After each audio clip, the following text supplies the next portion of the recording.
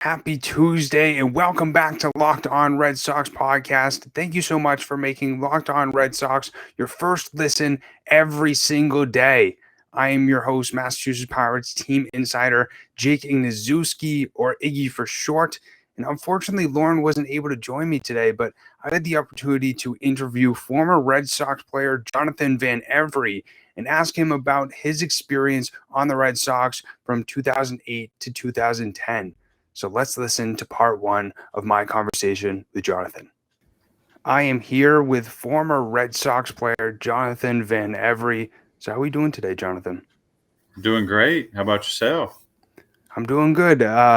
It's interesting because I'm up here in New Hampshire. We just got some snow. Then yesterday it decided to be 50 to 60 degrees. Pretty crazy looking at the thermometer, seeing that type of stuff in December. But as you know, playing baseball in New England for a little bit, you never know what kind of weather you're going to get.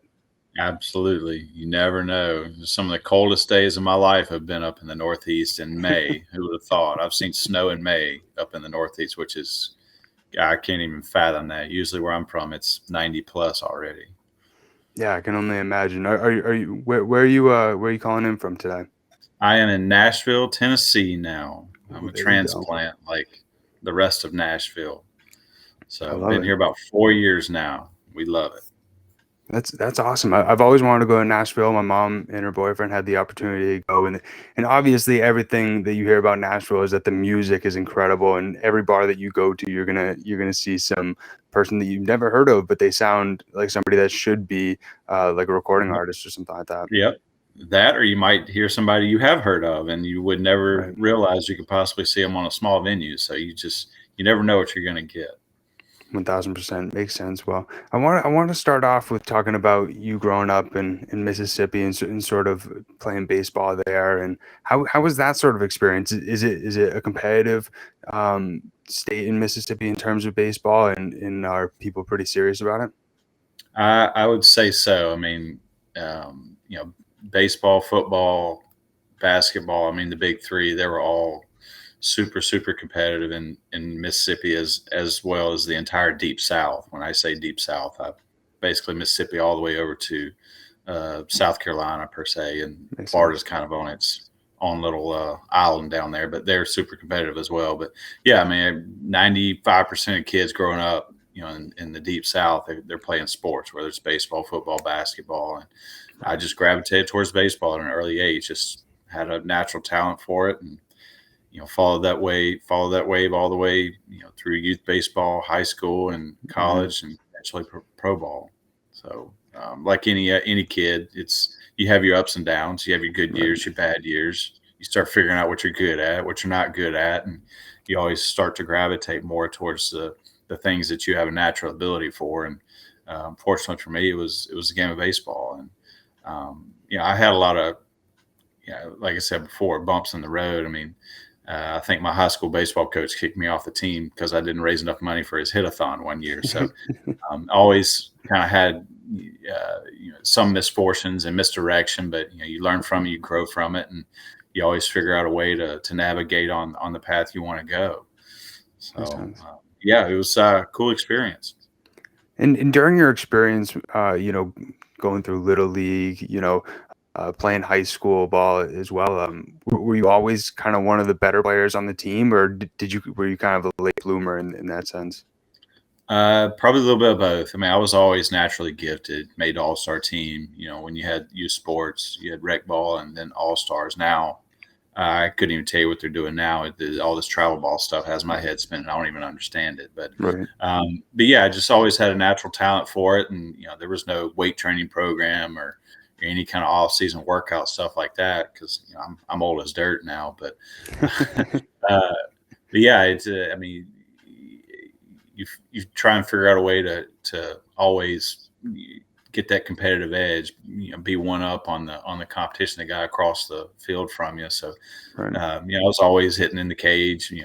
Back then we didn't have all these fancy cages they had now. We would go to like Golf World. So the Hmm. putt place would have a batting cage in there. You could throw the coin in there and they throw the ball out of the arm. So Oh, that's that's how we funny. took our batting practice half the time. So nowadays they got all these fancy video machines and they got a coach that'll Hmm. throw 1,000 pitches a night, Right. BP to all these kids in these fancy cages. But yeah, I mean, it's just it wasn't an all-season training workout per se. It was more of just doing the things that you enjoy doing, which for us was going to play putt-putt, riding go-karts, and taking swings in the batting cage. That's funny that you say that because there's actually a place a little bit close to my house, and it has a mini golf, it has a go-kart range, and it also has a batting cage as well. And funny enough, in the batting cage, it has the whole green monster over there, so you can try to hit a ball over a green monster. So you have a fancy batting cage. I didn't have Yeah. that. I just had a chain link fence I was sitting at. So that's pretty That's cool. funny. I'd have to see that. I'd like to see that sometime. Yeah, and they have like the obvious like 60 mile per hour, 80 mile per hour, and then like 90 mile per hour. I remember once or twice I tried to hit off of that, and right when you see the ball, you just swing and kind of close your eyes Oh, and yeah. hope and pray that you hit the baseball. Oh, heck yeah. It's a different animal getting in there with fast pitching off a machine for sure. 100%. And so growing up, did you have like a favorite team? I was probably, if I had a favorite team, it would be the Cubs. Makes sense. Not because of geography, but because I lived out in the sticks in Mississippi, and one of the only stations that we got was WGN, which was the home of the Cubs at the time. So we always loved the Cubs. If I had a favorite player, it would definitely be Will Clark.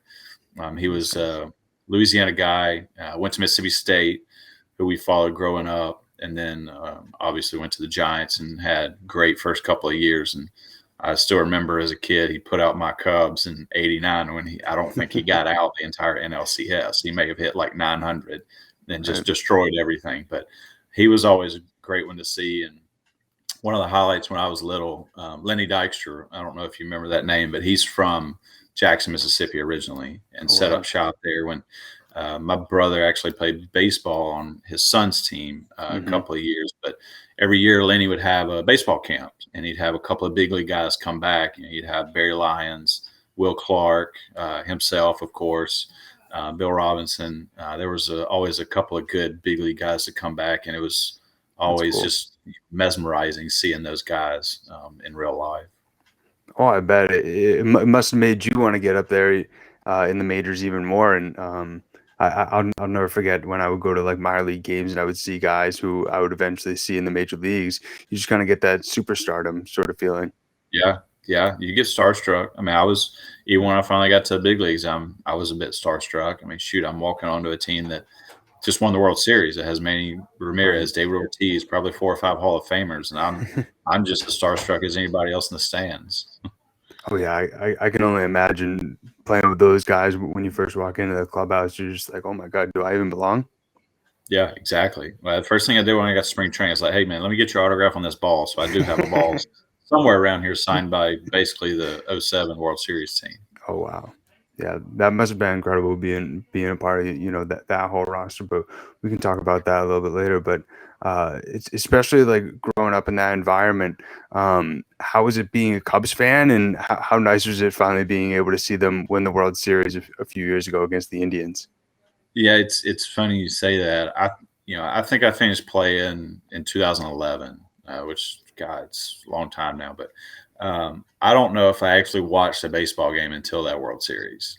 And that's the honest truth. And I watched every single game of it, and it was very exciting. So, I mean, you had an organization that I got drafted by that I spent a lot of time in against an organization that I always basically idolized growing up as a kid. So, yeah, that was it was pretty incredible.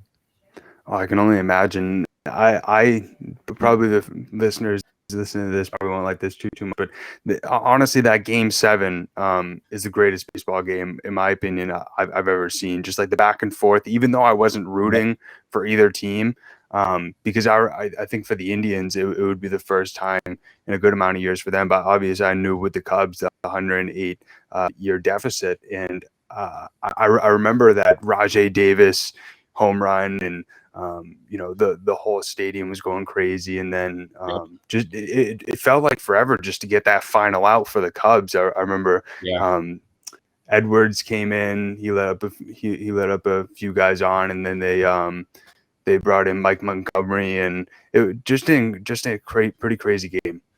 Yeah, it was a nutty game for sure, and it's kind of close to me because I had Francona was my manager in Boston, and I played against Right. Rajay Davis probably set up 7 out of my 11 years of professional baseball, and a Mhm. lot of those guys are on the field. I had somewhat of a connection to them in some way, shape, or form, whether they were a coach or a player. So it was definitely an electrifying atmosphere.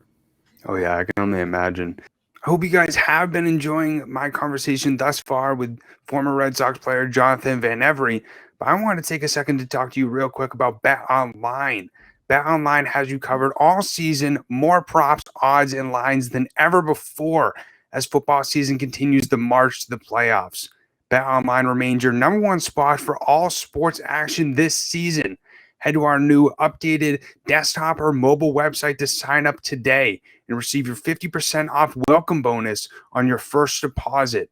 Just use our promo code Locked On to receive your bonus. From basketball, football, NHL, boxing, and UFC, right to your favorite Vegas casino games, don't wait to take advantage of all the amazing offers available for the 2021 season. Bet online is the easiest way to bet all your favorite sports. Bet online, where the game starts. And I also want to take a second to talk to you about DirecTV Stream. DirecTV Stream is the simplest way to get your entertainment you love without the hassle. DirecTV Stream brings you live TV on demand favorites together like never before, which means you can watch your favorite shows, movies, and sports all in one place. And the best part, there's no annual contracts. So stop waiting and get your TV together with DirecTV Stream.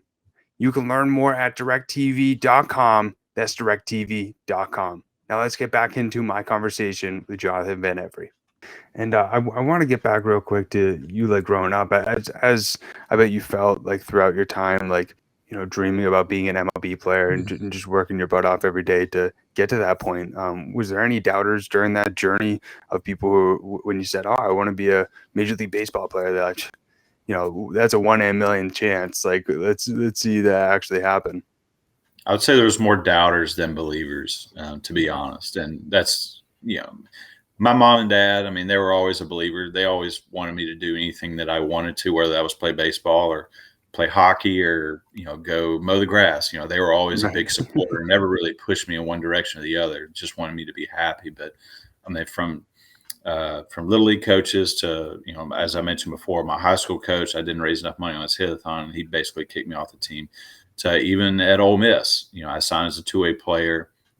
Never even picked up a bat the entire time I was at Ole Miss. All I did was pitch. So, long story short, my scholarship got cut without me knowing it, and I had to go find somewhere else to play, which was at Itawamba, as you mentioned before we started this show. And I would say Chuck Box, who's currently at Texas A&M, he was a big believer in me. My second high school coach, Doug Shanks, he was a big believer in me. He told me at 16 years old, said, "You're going to play professional baseball." I looked him in That's the eye cool. and told him he was completely insane. But he was right. I was wrong. So he made a believer out of myself, made me believe in myself. That's cool. And even at the professional level, once a lot of guys, the more guys you interview, you'll hear a lot of these same stories. You get these organizations that have a certain philosophy, and if you don't meet that mold, they're not a believer in you either. Mm-hmm. So it's all a matter of you got to find the right believer in the right place, the right time, and be given an opportunity to make the most of it. And that kind of historically sets who gets to the big leagues and who doesn't. Yeah, that makes sense.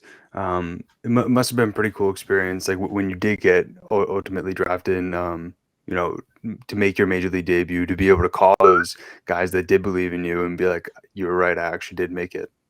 Yeah. Oh, for sure. Well, I would say, there's probably two big things that happened. One, when I went to Itawamba, I got drafted after my first year, and then eventually signed as a draft and follow, which they don't have that anymore. As soon as I got drafted, the coach at Ole Miss got fired, the guy who cut my scholarship. So that was a bit gratifying, knowing that I was right, he was wrong. And then the second scenario is, uh, I don't I don't know if I really talked a lot about this, but my last year with Cleveland, the farm director at the time told me basically I wasn't good enough and I would never play in the big leagues. And if they released me and I go to the big leagues with somebody else, that they would look like a fool. That's And needless crazy. to say, a year after that conversation, I was in the big leagues. And whether they look like a fool or not remains to be seen. But it was a bit satisfying to achieve something that basically not even a year before somebody told me I couldn't do.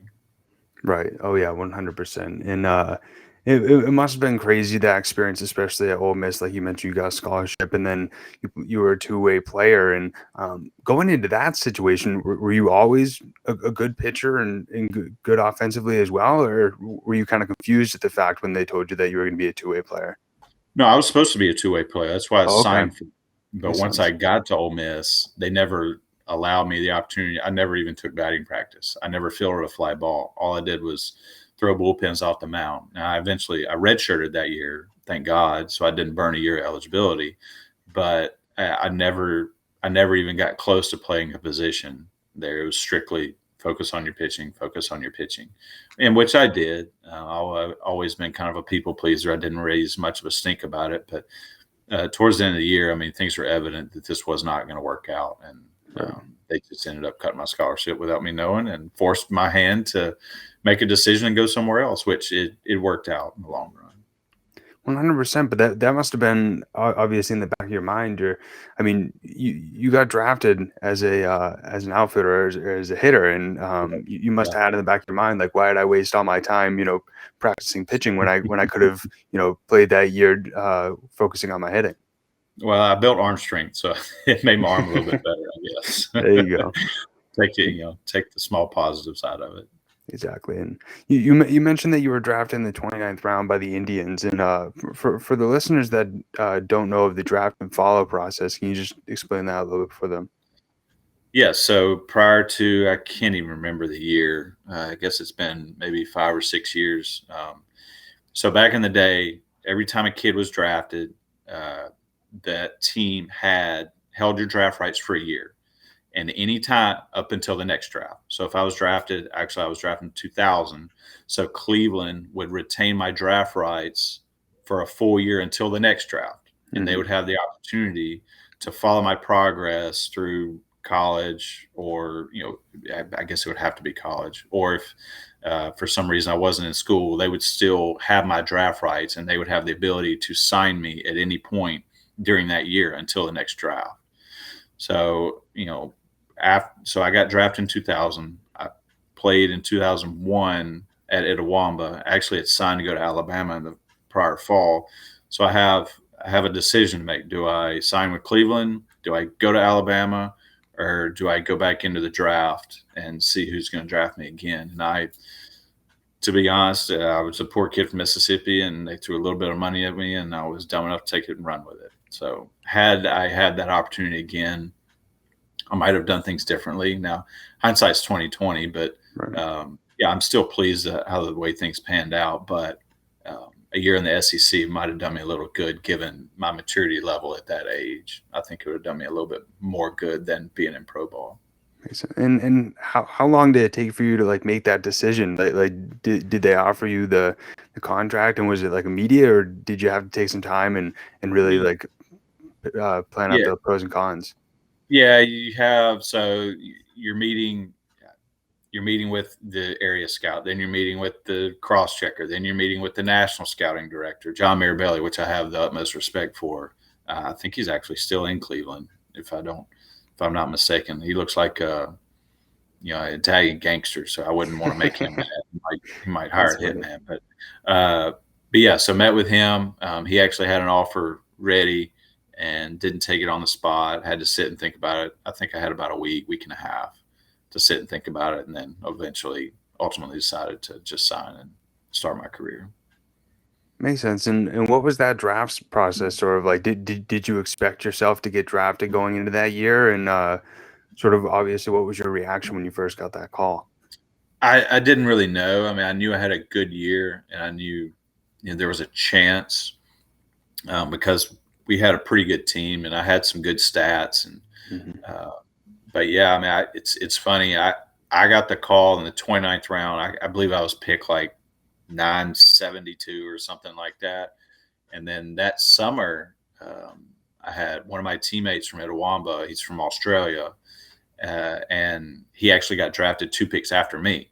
So I was like 974, and then he was like 976. 2 picks in the 29th round, and Right. he was living with us that summer. So the phone's just going. This is before the age of cell phones. So the house phone is just like it's blowing up. I mean, it's ringing off the hook left and right with 2 kids getting drafted out of the same household in a matter of like 3 minutes. So that was a kind of crazy experience, but unique one and a fun one at that. And did you guys? I'm guessing right after that, you guys celebrate a little bit. Oh my God, we're Oh freshman yeah, we baseball players. celebrated for sure. We went to New Orleans. I think we went to New Orleans that weekend. Had a There you little go. fun. Good stuff. And sort of when you first got into the minor leagues, was it sort of what you expected, or were you kind of surprised that this is what professional baseball looks like? I think it was what I expected for the most part. Now, I mean, it doesn't mean I followed all the rules. I mean, I was late. The whole idea of being late for something and then getting fined for it, where you actually have to pay a fine, that was a new experience for me. So I think I had an early BP session one day and I was 30 minutes late for it. And I got fined $50, which was it come near a lot of money considering how little we made back in those days. Right. So I never missed another batting practice. That was it. I was never late for another meeting after that. So it taught me a lesson. You always be on time. But yeah, I mean, I think all in all, it was somewhat what I expected. I kind of had an idea. I did a little research on the front end, but yeah, I mean, that whole host family thing was kind of a different scenario. But I mean, those are things you work through. Right, that's interesting. I actually worked for a summer league this past summer, and for a collegiate baseball league, and all these kids had all these host families, and I asked them, I'm like, what do you guys do? And they're like, well, we come to the field, then we go home, and just do the same thing over again. But I don't know, just myself, I would feel sort of uncomfortable being in somebody else's space. Yeah, it's strange. And then when the first host family presents you with a 3-page rule book of what to do and what not to do, you're like, oh my God, what did I get myself into? But yeah, I mean, again, it's one of those things you just kind of work through. And yeah, once you get into pro ball, there's not a lot of time to go goof off. I mean, you can go goof off in the morning, but if you don't have means of transportation, you're just kind of locked into playing a game, going home, going to sleep, waking up, and doing it all over again. 100%. Well, I gotta ask, what were some of the rules? Do you remember any of them off the top of your head? But you must have been like, when they plopped on the table, you were like, Oh really? This is yeah, what I got myself into? can't drive the car. Do not leave the toilet seat up because the cat will drink the water. Oh my gosh.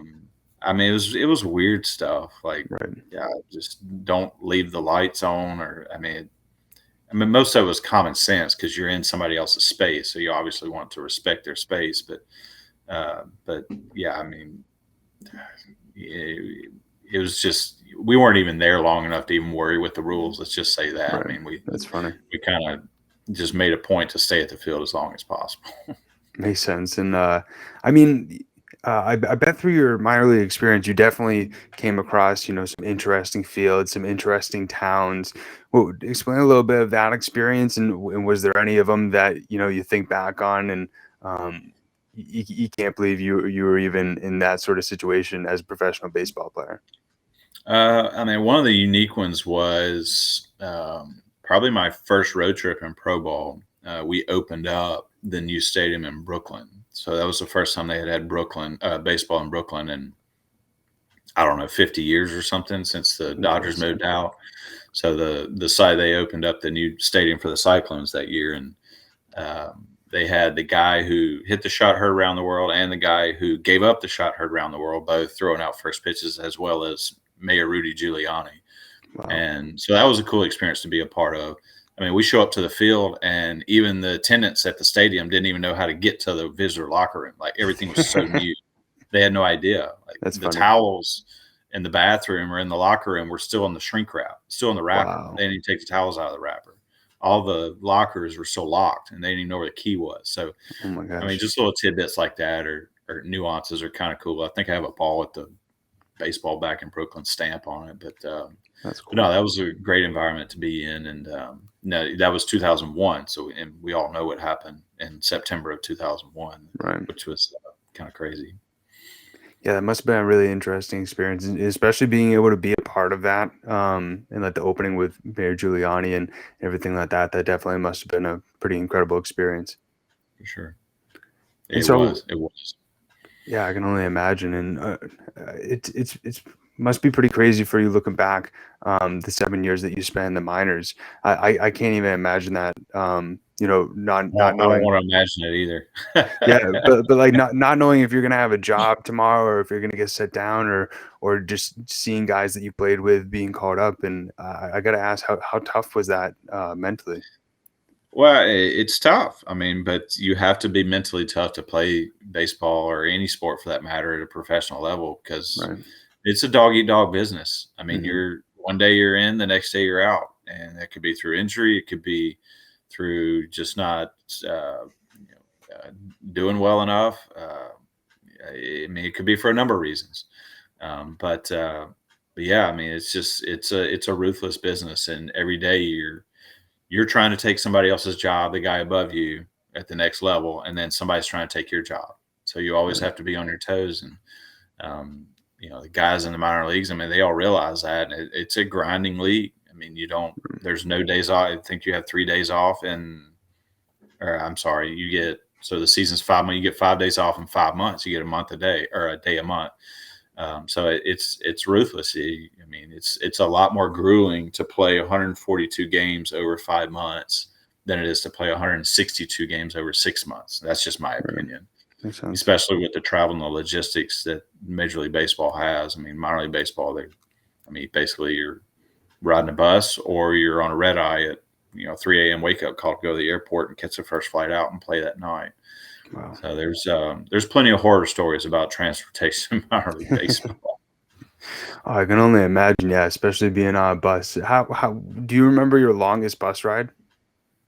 I think 14 hours, Wow, maybe. holy crap. Yeah. So you basically eat up, like I said before, you have 5 off days in minor league baseball. And on that road trip, we would eat up two of them because the bus trip was so long. Wow, So that's yeah, crazy. there goes two of your off days right there sitting on a bus with 25 other sweaty guys. Sounds like a blast. Sounds like a Oh, very fun off day. great. Great. Yeah. Wouldn't have it any other way. Exactly, I love it. And I also read that you were managed by Torey Lovello, the I former Red was. Sox bench coach, as well as the current Diamondbacks manager. Explain a little bit about your experience with Torey.